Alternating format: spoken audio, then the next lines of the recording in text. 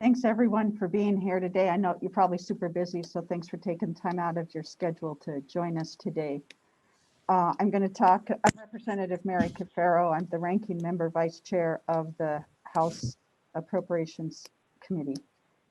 And I'll start off by saying that we won't be going into super detail about the budget, but talking about things that stand out to us at this point, recognizing that it's early in the process. And again, our budget that we're supporting as Democrats is about jobs, the economy, and healthcare, and supports that people need in the community.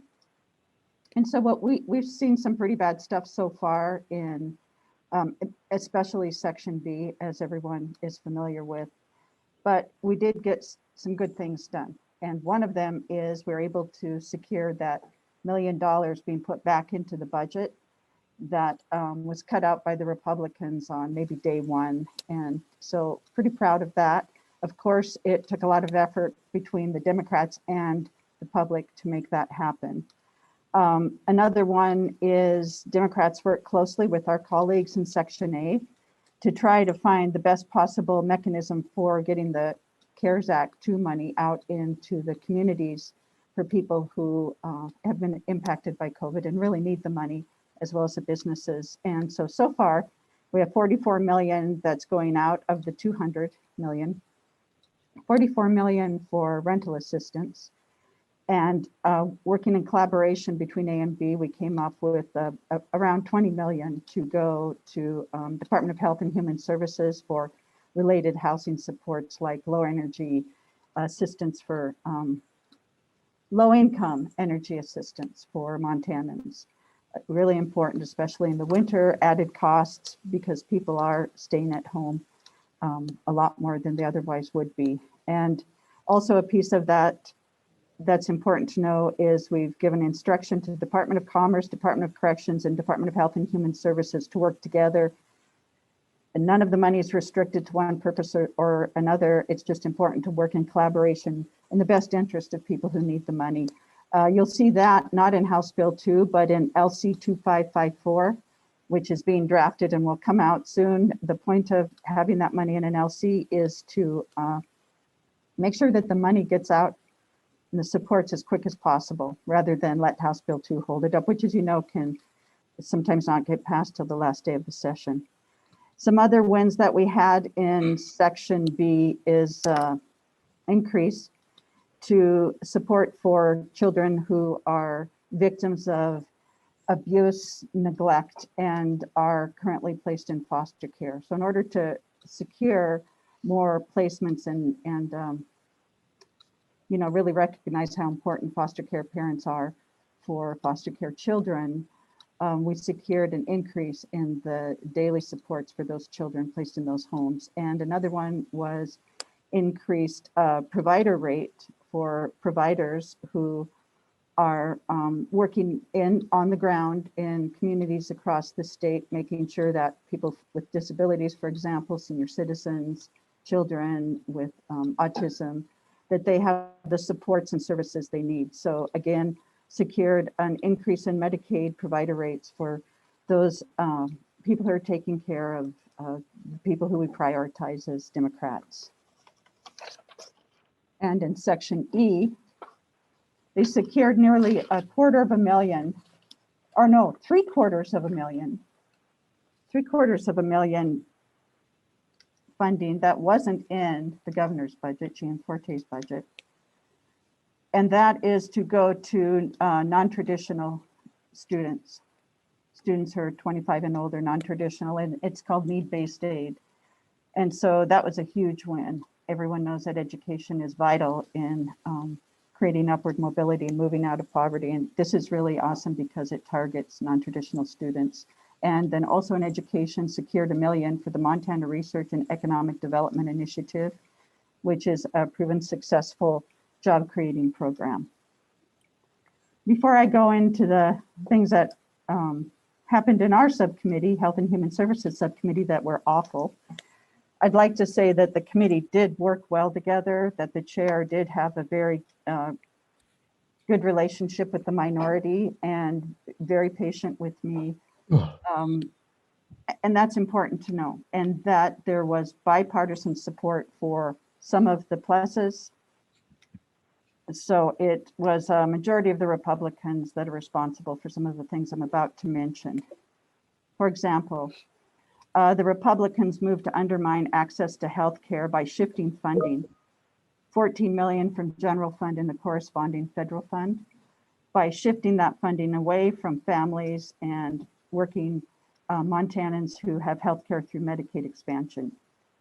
What they did is they supported a policy that creates barriers to eligibility, puts up unnecessary paperwork and lots of red tape.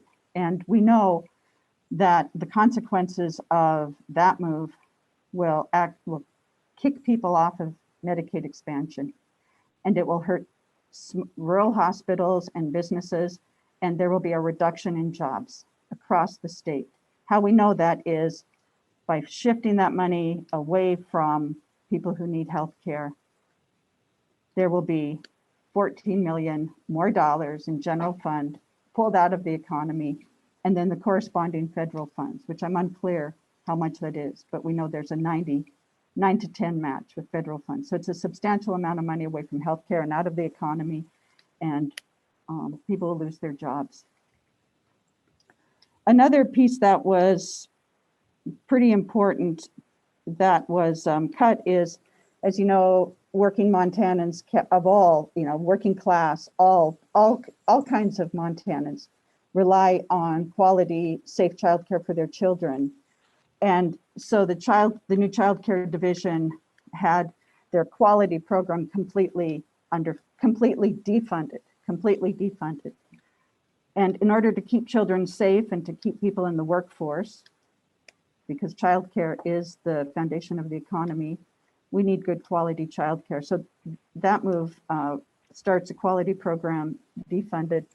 Pretty bad move. We're hearing a lot about that. The other thing is, these are just the highlights. The Republicans cut 10 million in funding out of services for people with disabilities across the board. That is folks that have mental illness, developmental disabilities, and physical disabilities, and senior citizens. So this is cradle to grave services that are essential for people to have the autonomy and that they need to, to be included in and treated as everyday Montanans that we all appreciate and love. So those are the cuts that that I'll talk about today. And if you have other questions, I'm happy to answer them. As I think I've made clear, these cuts, they threaten the healthcare and the services and supports that Montanans need. And they pull a lot of money, millions and millions of dollars out of our economy. And with that, I will turn it over to Representative Sharon Stewart Peregoy, who is on Section A, General Government, and she will speak to some of the issues in Section B that relate to Native people. I'd like to also say Representative Sharon Stewart Peregoy is the chair of the Montana American Indian Caucus. Thank you. Thanks, Mary. Thank you, everyone, for joining us today. The first couple of big wins that we have for Indian country was after the Republicans in Section A cut funding for the Montana Indian Language Preservation Program. We fought hard to bring it back. Our efforts to hold them accountable caught the attention of the press as well as the governor, who came in opposition. And as a result, we were able to get the funding restored.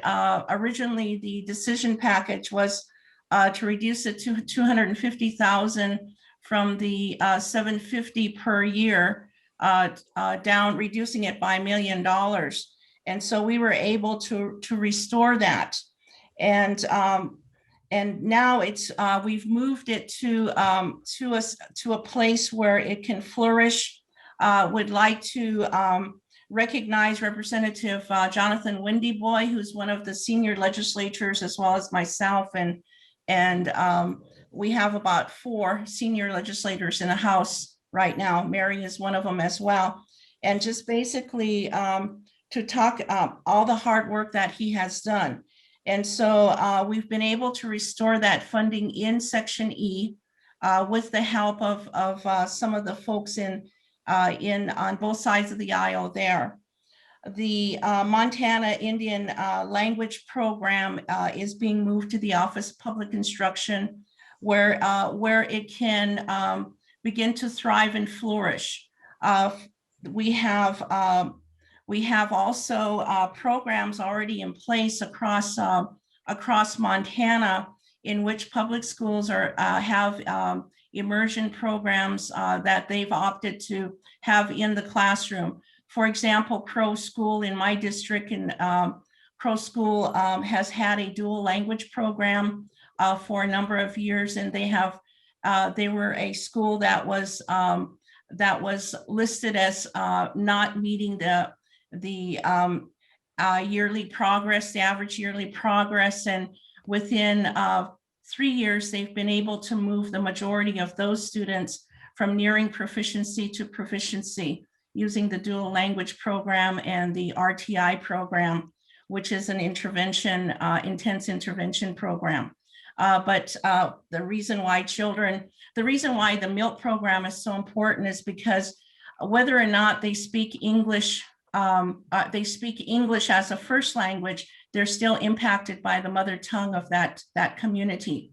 And so the children come in underprepared in terms of having in comparison to their to the students, the English-speaking students, and so that's always been historically that's been a problem, and we still see that as an issue. The other thing that happened in Section E, which was a win, was the restoration of the HiSET program back to the HiSET program, the high school equivalency test, which is being utilized, the tribal assistance program to 97,000 over the biennium. And it's, which really will help because tribal students are still high, the retention rates are still low. Our graduation rates have improved, but we still are lagging behind the regular population in terms of graduation rates. And so that's still, and particularly, it's important, and I'm trying to get a number of where we've lost 3,000 students in the A and B in Montana right now. And I'm assuming, and this is just me, that the majority of those students will probably be either on or adjacent to schools. And it's important to be able, if these students are not able to go back into school, it's important to be able to have access to a HiSET program through the tribal colleges to be able to complete their degree. The other, also 80,000 was given to the Montana Digital Academy to add a new Indian language courses. And so that's the breakdown would be 10 per language, because it's language specific. The instructors would have to be speakers of the language. And so 10,000 per language group. Republicans also, that's a lot of money we're putting behind programs to boost Indian country, but we took a big hit in Section B. Republicans on the committee explicitly cut 2 positions in the Department of Health and Human Services, which are tribal related. Out of 3,000 employees in the Department of Health and Human Services, the committee sought to take these two FTEs, 2 full-time equivalent, the tribal relations manager as well as the director for tribal health. And these 2 positions are integral to have a smooth interaction between the tribes and and the department because of the not only the pass-through monies, the Medicaid pass-through monies that go directly into the Indian Health Service, but also the Medicaid expansion. And Medicaid expansion has helped Indian tribes across Montana, and has helped Indian Health Service as well, who have historically been underfunded at 50% all these years. And so we've been able to move from the time the Medicaid expansion occurred, we've been able to move from life to limb, usually around now in March.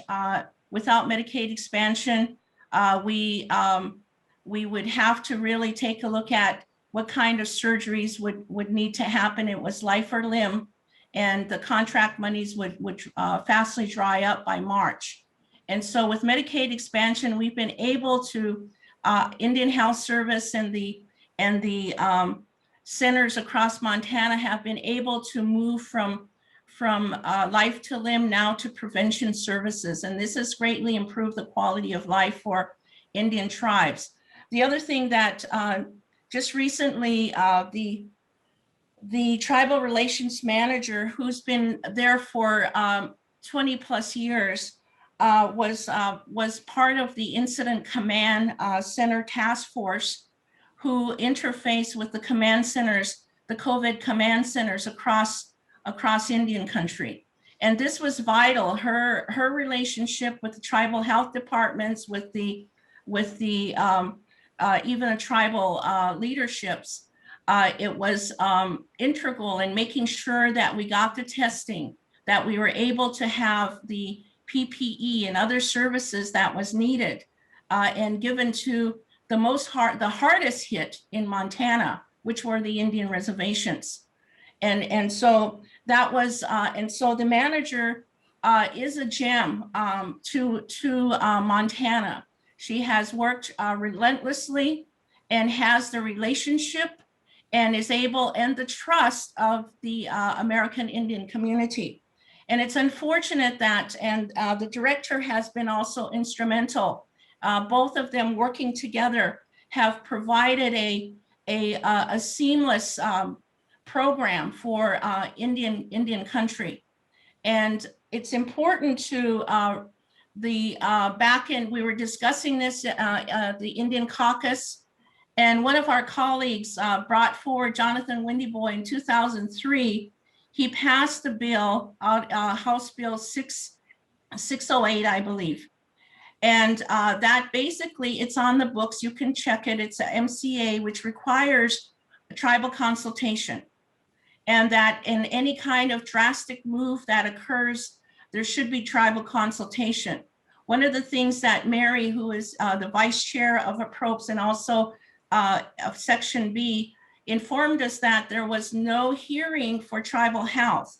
That's something that occurs biannually, so that they can interface with the tribes, the program managers, and to basically do a report and get the information. The Republicans of this session and even are hitting it harder as American Indians. The American Indian Caucus has to continue to justify all of the small meager funding that we get within the state budget.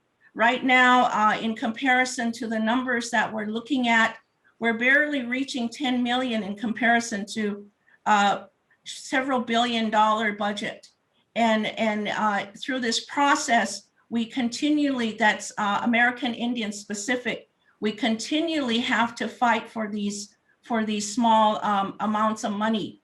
And yet in comparison, as taxpayers, because that's the other thing that the Republicans think, is that we're not taxpayers, that as taxpayers to the state of Montana, that these services are services that we have also paid for. And we've also paid for these services through treaties that explicitly have looked at education, in some instances, education and health, economic development. And so these are also treaty exchanges for for the land that many of the people within the state of Montana are living upon. It's indigenous land. And so these have been prepaid. And so when we talk about not contributing to the state of Montana, we have contributed a lot to the state of Montana. And I think it's paramount to make sure that when these types of cuts are coming forth, that the consultation needs to happen. And at least the American Indian Caucus, there's 10 of us, we're representing Indian country across this state, and that we should have the common courtesy of our Republican colleagues to come and to share these things with us. And that it's imperative that these positions continue to go forward, that these programs continue to go forward, so that we can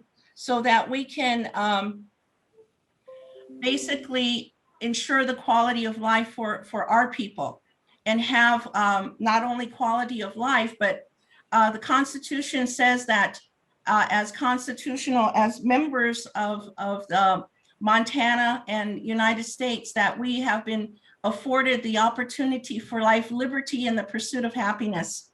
And I think it's important to be able to have that access, and to be able to see these programs be restored or fully funded. The cuts are going to have real tangible impacts on the health of Indian country, and we're still continuing to fight. This is a process that we're involved in terms of the funding. There's still a lot of moving parts that we're going through, and so we'll be fighting every step of the way. And it's important for folks to understand that at the end of the day, these cuts will impact everyone, not just American Indians, but everyone within the state of Montana. Thank you, Mary.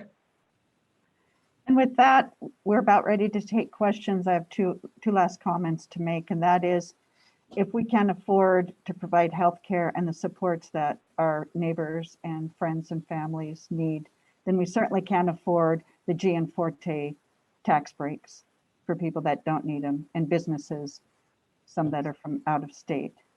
So we can't afford those tax cuts. Priority is taking care of people. And I'll say that the budget is a statement of Montana's values, and Democrats are very serious about fighting hard to make sure that that budget and that statement of our values includes taking care of people. And with that, we'll take questions. Thanks, Representatives Caferro and Stewart Peregoy. I think we'll roll right back into questions. I think folks know how we do this. So I saw Eric's hand first, then we'll go Dennison, then Shaylee. Yeah, so this is for Representative Caferro. I'm wondering how we can kind of connect the dots between the things you're talking about in the budget and then the official briefing materials that are prepared by LFD. It's often I've been struggling in cases where I haven't been able to watch hearings with being able to like take what I'm hearing from people and then go look and find the decision package or find the document that shows what that change is, so I can understand it and then go talk to other people about it. That might be a question for Nathan too. Like, can you help us do that? Yeah, I'll jump in real quick, and yeah, Eric, I can get you a list of DPs that are related to what we're talking about here. If that's gonna be helpful. That would be super helpful. Thank you. So, yeah. I think I would ditto that request, as would I'm imagining everybody else. Yeah, I'll get that to you guys this afternoon. And I'd like to say that in the past, our the executive has been more transparent with their decision packages than they were this year, as well as decision packages, new proposals, and amendments to the budget, at least in Section B. I don't know about the other sections. We've always had narrative, and this year we didn't. So it's even more of a mystery than usual. Dennison and Shaylee. Yeah, I had a question for Representative Caferro. Mary, you mentioned the money that is going to the rental assistance. Do you have any idea how much total CARES 2 Act money the legislature has yet to authorize or appropriate across the spectrum? Now, how many tens or hundreds of millions are we talking about here that is still in play? There's over 100 million still in play. Some money went through for Department of Health and Human Services specific to COVID, such as, I don't know, vaccinations and testing, public health stuff, as well Yeah. as a certain percent went out for rental assistance. But yeah, there's well over 100 million still left to go. But that's just, I mean, there's like 150 million just in that rental assistance that hasn't been authorized, right? Wasn't there Yes. 200 Oh, million? no, I said the wrong number, didn't I? Oh, I'm all Yeah. confused now. Sorry. Yeah, There's 200 million just for rental assistance. rental assistance, and we only expended in the last CARES Act a little over $8 million. And so with the new CARES, we have at this point in the decision package with we authorized 15 million, and then we came back and had a discussion which authorized another 27 million, Right. which is now looking at 44 million, but we still have 183 million sitting out there. And so, Yeah, okay. yeah.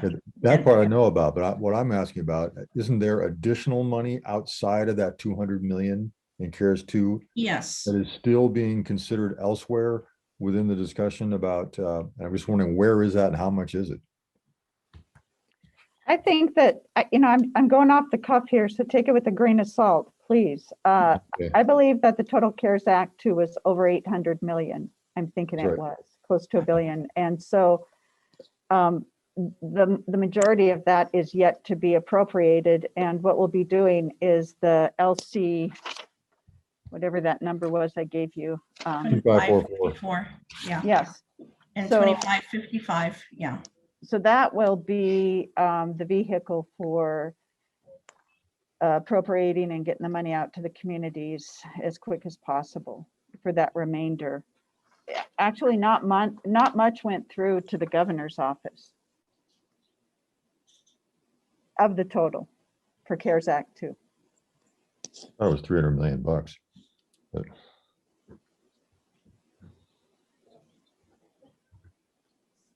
Mike, we can follow up with you once we get some hard numbers in front of us. For now, let's go to Shaylee, then to Holly, then we'll circle back to Eric. Yeah, thanks so much for taking the time today, representatives. This question, it might be too early to ask this question, but I was looking at the general fund balance sheet yesterday, and again, I know this is the first one we've seen, and it's super early in the budget process still, but I'm thinking back to last session when we saw some bills that, like you guys are talking about some of the wins you've had so far. We saw bills that got some funding, and then that funding was put in question. I'm thinking of the MMIP bill last session, where all of a sudden we saw the funding was uncertain, and then it was, and then, all of that. So I'm just kind of wondering if there are any bills right now that you're going to kind of be on the defensive for in this next half of the session, bills that you think that Republicans might look to cut spending with, or bills that you're just going to be like drawing the line on as we kind of move through this budget process. If that Well, makes I sense. think for Section A, just to give you a heads up, for American Indian Caucus, one of the areas was the Indian Country Economic Development Program that's been on OTO for the past 16 years. The Bullock budget had finally placed them in the base budget, as well as the MILP, and so that was taken out, and it's now OTO. So we'll be all of those, that package that I was referring to, that 10 million plus package, which has all of the Indian program funding in there, the ones that have been recurring. Certainly we'll be watching those. Those are items that are always on the chopping block. I've been here for a while now, and they're always on the chopping block. We have to justify them. I think the other thing is just making sure that that and I'm jumping ahead of Mary, but making sure that the health programs are things that we're just going to have to, it's not over. Like with everything, we have to babysit everything, make sure that they're moving forward, because we are a minority, Republicans are a majority, and at a whim, they could decide that they want to cut something. So we have to babysit everything, make sure that it's moving forward. And in general, what I would say is, like you said, it's early, but in general, what we'll be looking for is to make sure in any way possible that funding goes to support healthcare and education and jobs and economic development. Yep. And to that end, there are embedded within bills amendments that take money from sources that are all, sources that shouldn't come from, and transferring that money into general fund. So we're going to be watching for the tax break bills of Gianforte's that we absolutely cannot afford, and supporting jobs bills. And I just want to call your attention to the bill, that the earned income tax credit bill sponsored by Representative Emma Kerr Carpenter was a bill for working families. And it's one of the #1 tax policies for lifting people out of poverty. That bill was killed in committee. So there's a lot of work to do in general for following bills. We will continue to protect the healthcare of Montanans and education, as well as supports for people who need it and economic development. So we'll continue to do that, watching bills that in some way undermine those priorities of Democrats. Can I ask a quick follow-up, Nathan? I'm curious if you could give an example, Representative Caferro, of a bill that maybe has in it an amendment that would take funding from somewhere else that you don't think it should take funding from, or like, what's an example of that, just so I can visualize that? Well, what we're doing now is watching for those amendments. Okay. I can give you an example. An example is a bill that was a budget stabilization bill, was a good bill. And then you go to the very end and there was a funds transfer out of the medical marijuana fund into the general fund. And currently that medical marijuana fund goes to pay for pain management, and in the past has paid for mental health services. So that's an example. Raiding pots of money that go for other things, other services that are really important, popping it in the general fund, and then the Republicans say, see, we have lots of money, we can give tax breaks. Or the reverse, see, we don't have enough money in the general fund to take care of people. Shrink the pie, make the pie bigger. Thank you. And then go ahead. The other thing, just to add to that, and I guess we're at the end of our time, but to add to that example is the coal trust fund. The coal trust, the coal revenue has gone down, but unfortunately our spending as a state has not. And so that's an issue that we're beginning to see, that issue now, that there's a lot of programs that are being funded through the trust fund. And as the revenue drops, then they're looking for other ways to support those fundings. And so we are also seeing, we had 2 appropriation bills that came before us to exactly do that. And so HB 373 and HB 374, those were initially looking at fund transfers because of the revenue going down in the coal trust. And one last thing, I'd be remiss if I didn't talk about the governor's HEART initiative, Governor Gianforte's HEART initiative. That's a really good example of taking programs that are currently funded with general fund and doing a fund switch. And doing a fund switch by raiding a pot of money that currently goes for tobacco prevention and CHIP and Medicaid services. And so that's an easy example. You can see that in the governor's budget. The explanation is there. Raid the tobacco settlement money, leaving those programs really at risk in order to do a lot of good things. Believe me, I support services for substance use disorder and mental health. I do. They need to be funded with general fund. He needs to get his priorities straight.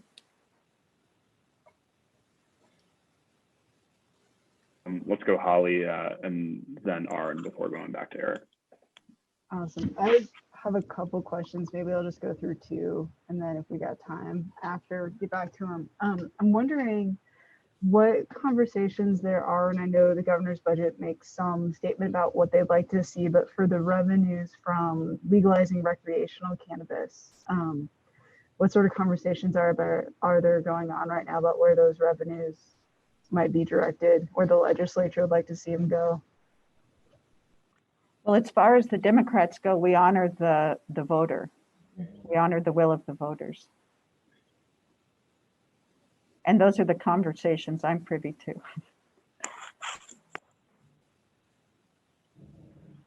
And then just kind of a general process question. I'm wondering, I think we're all talking a lot this week about just the slog of bills that legislators are running through, but I'm wondering from the budgeting process, like how you both felt in your sections things went. Like, was there sufficient time? Did you get good information from agencies as you were trying to make decisions? Like, was there enough time to debate in committee when you wanted to maybe change proposals? Just wanted to get both your thoughts on how those went in your sections.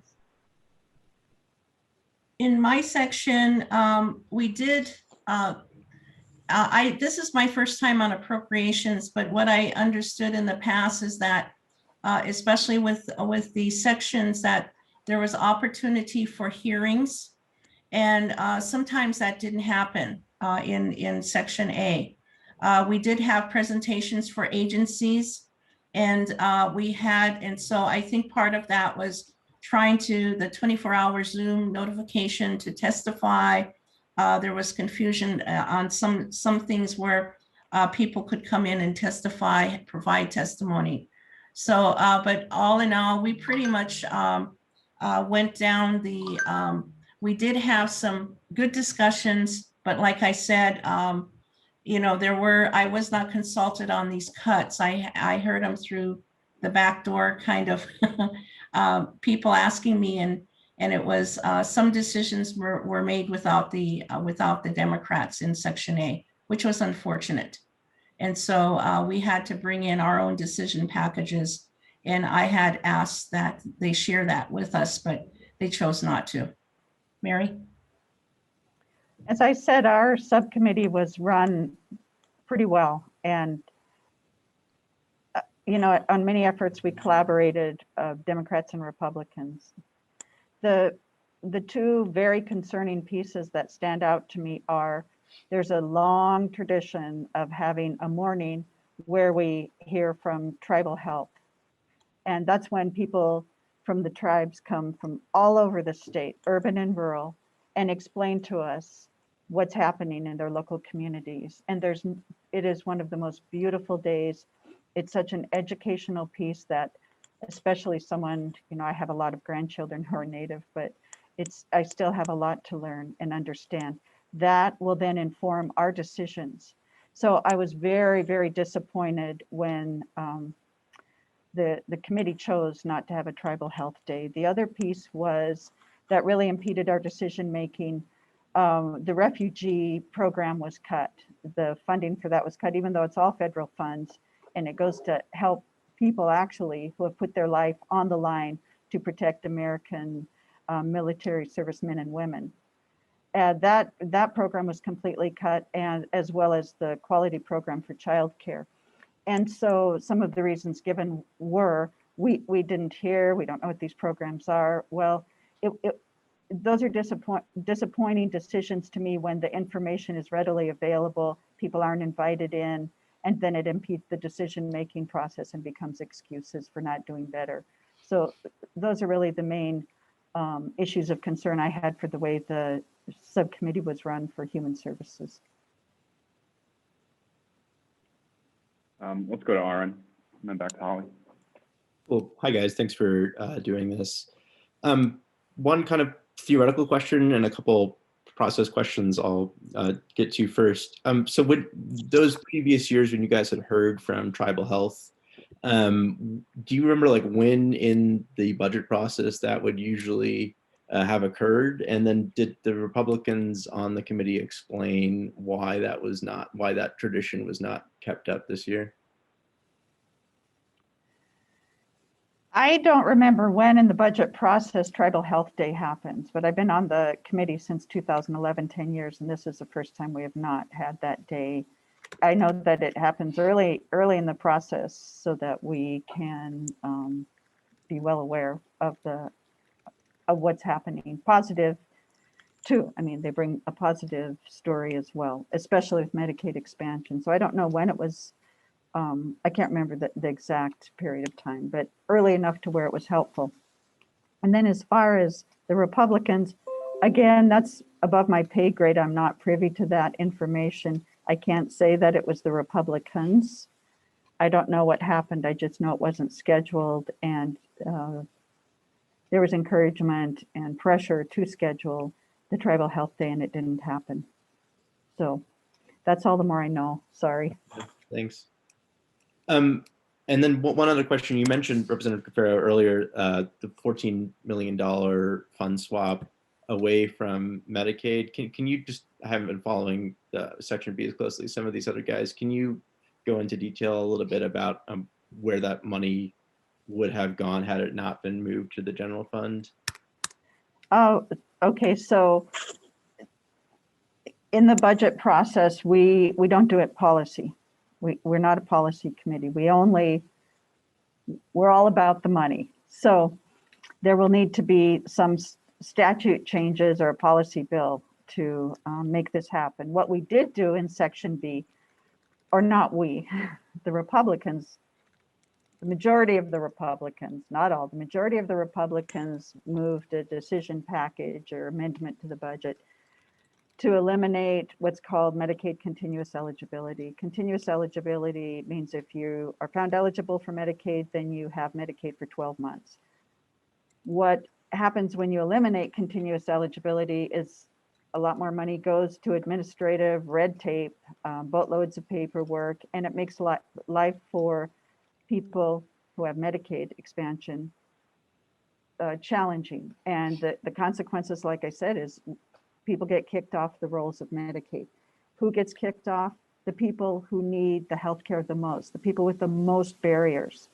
This has played out in states across the country. When you increase red tape, you don't lose the working 20-year-old or the college kid who's in his 30s. You don't lose those folks. They know how to keep up with all of these requirements, and they have the wherewithal and the capacity to do so. When you put a bunch of red tape into programs, what happens is you lose people with disabilities, people who suffer from mental illness, people who are working 2 jobs, single mothers. That's who will be lost in this program change. Yeah. And what happens is the budget was reduced by it's almost $15 million general fund, and the corresponding federal match, which is 9 to 10. I don't know. I don't know what to say. I don't know what the plans are for that money. Again, I'm not privy to that information. I only know the consequences are so severe, not to mention the consequences in rural Montana, which is where this will hit the very hardest: rural hospitals, rural businesses, rural providers, and of course the people. Gotcha. Thanks. And then just one last thing before I'll let you guys go to your lunch and get to Holly's question. In terms of some of the decisions that have been made concerning the kind of rollout of recreational marijuana and proposing to cut funding and sort of resources for getting that effectuated as it is written in the initiative, do you think that that could have an impact on some of the revenues that the state is banking on getting from the program if there's some sort of delay or it's not laid out into the fullest capacity that it was initially planned? Do you think that that could factor into the amount of money that the state could actually have to work with as we budget for the next few years? Sharon, you want to take that? I think so. I think so. Because we're rolling it out to 2022 technically. And so some of the cuts, I mean, it's that old adage, we rob Peter to pay Paul. And then we're banking on Chuck to give us money, who owes us money. And so basically, and we can't establish structural balance, because as legislators, our main our main duty is to have a balanced budget. And right now, there's too much shifting going on and reliance on backfilling. And that's the danger that we can go into. And I believe that's one of the reasons why those of us on the Democratic side are trying to put our feet down and say we really have to take a look at these cuts to make sure that because they equate to, like Mary said, services. And we can't, in favor of tax cuts to the rich, we're robbing the poor, and that's not good. We're kind of blowing past the noon mark here. So I think, Holly, if you've got one or two questions to wrap us up. Yeah, I'll just do one and try to make it quick. But back on the CARES money stuff, I'm wondering if you guys know when that money will hit Montana. And then I also wanted to get your thoughts. I know there was frustration from the Republican caucus when the first round hit Montana that they wanted more input into how former Governor Bullock made choices and set up programs to distribute that money. I'm wondering if for some reason there's more aid that was going to come to Montana after this. And I know there's legislation to try to involve the legislature in that process more. I guess sort of what I want to know is how much you guys think those decisions should be made by the legislature versus the executive, kind of what the right mix is there. So I'll speak to the CARES Act. Could you repeat it though? I'm sorry, I forgot. Sorry, one just logistical, when the money that you guys are working with appropriating now, roughly when that might hit Montana. And then just, I think we've heard a lot of conversations before and after the session about sort of the role of the legislature in appropriating that money, especially when it comes in when the legislature is not in session, and sort of what you guys think the right mix is for what powers the executive should have there versus the legislature, especially if you guys aren't in town. So as far as the CARES Act goes, that's Governor Gianforte's initiative, and I totally support the purposes of the CARES Act to provide substance use disorder and combat the meth epidemic, as well as support people who have mental illness in the community. Totally support those goals. However, it was put together with duct tape and baling wire. And until he figures out a funding source that is sustainable and doesn't rob money from current programs, it's going to stay, he has some work to do. He has some work to do, and legislators would like to see that go forward with a good sustainable funding source. So it first is not funded with Medicaid. It's not funded with the marijuana money. It's first funded by robbing the tobacco prevention money from and Medicaid and CHIP. So just so you know that, I don't know when the money comes in. I thought it was, did you say CARES, not HEART? Yeah, Am CARES. Yeah. Yeah. I'm sorry. I'm totally sorry. As you collect your thoughts, maybe I can jump in a little bit, Mary. That's okay. With the CARES money, as far as the most important thing that you'll see is we do have some legislative overreach to a certain extent.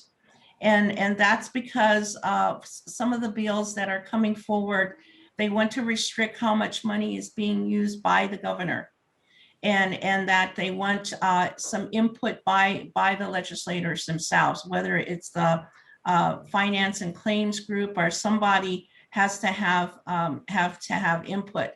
And so that can be problematic because the CARES money intent, it has this phase of CARES money has to be expended, correct me if I'm wrong, Mary, but by September 31, 2021. And so that's one of the reasons why with the housing, we try to make sure that at least we restore 44 million back in there. Now, the Commerce has assured us, the Housing Division has assured us that they will try and push that money back out as quickly as possible. So it has a short shelf life.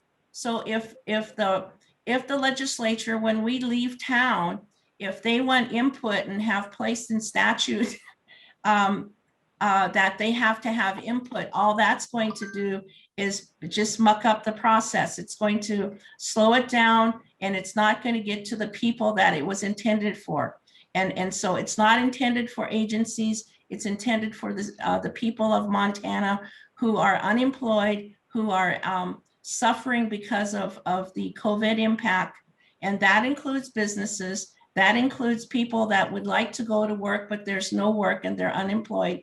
That's to folks that need healthcare, that goes to the schools that are struggling as well. So it's across the state. And so I believe with this legislative overreach, then it will make it slower. And unfortunately, when that happens, then the people don't get the funding that they need. And so that's the danger in all of this. I apologize for taking up all the time on the wrong question. Too long, too much time for me, I guess. Get me off the mic. Oh, that's okay. Yeah, mute my mic. Seems to be a theme this session. And I think we probably will wrap there. I think this is absolutely the longest presser that we've had thus far this session. Appreciate you guys taking the time here. We had enough time for folks to get off and then come back on at the tail end here. So I think that's an achievement in itself. Holly, I see you've still got a hand up. If you've got questions, okay, cool, sounds good. Okay. Well, then I think we'll just let everyone go. Really appreciate everyone's time. All right. Thank you. Thank you. Thanks a lot. I'm gonna head up to the Capitol now.